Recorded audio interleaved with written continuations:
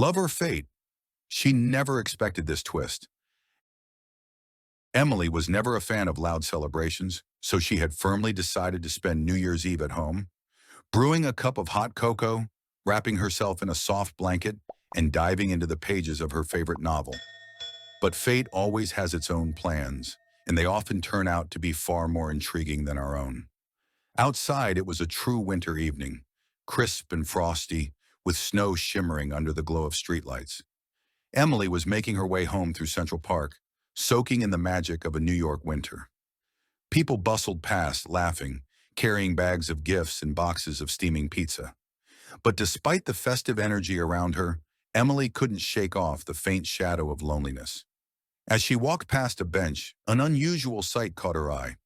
A man lay motionless in a snowdrift.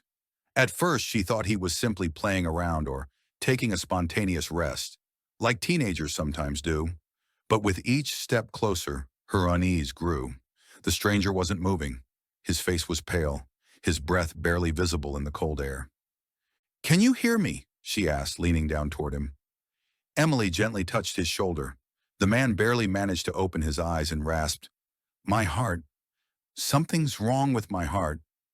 Without hesitation, Emily dialed 911. As she waited, she pulled off her woolen scarf and draped it over him. "Hold on. Help is on the way. You're not alone." A faint smile flickered on his lips, gratitude evident even through his weakened state. "You're the only one who stopped. Thank you." Emily's heart stirred at his words. She glanced around and noticed how people simply walked past, not even stopping. New York was a city where everyone was always rushing somewhere, lost in their own world. But right now, the most important thing was taking care of this stranger. As they waited for the paramedics, they started talking. The man, managing a faint smile, introduced himself. "Matt, my name is Matt. I'm in my early 30s. I work as a programmer. There was so much work before the holidays. I got exhausted. My heart just gave out." When the ambulance arrived, Emily didn't hesitate. She decided to go with him to the hospital. Matt had suffered a heart attack, but the quick response and kindness of a stranger had saved his life. "You saved me," he said softly when he was finally feeling better. He lay in the hospital bed, gently holding her hand. "Can I at least thank you with a cup of coffee when I get out of here?" For the first time in a long while, Emily smiled, feeling warmth spread through her chest. "It's not necessary, but I suppose coffee wouldn't hurt." A few days later, after the holidays, Matt called her. They met at a small cafe in West Village, one of Emily's favorite spots. She was surprised by how easy and natural it felt to talk to him. Matt had a great sense of humor, loved books, and was passionate about traveling. Their meetings became more and more frequent. He shared his dreams, his plans, and how much he had longed for warmth and love in his life.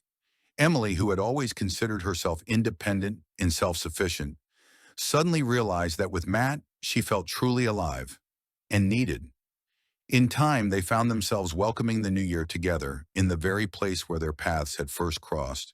Snow fell gently to the ground, the streetlights twinkling with festive lights, casting a magical glow over the city.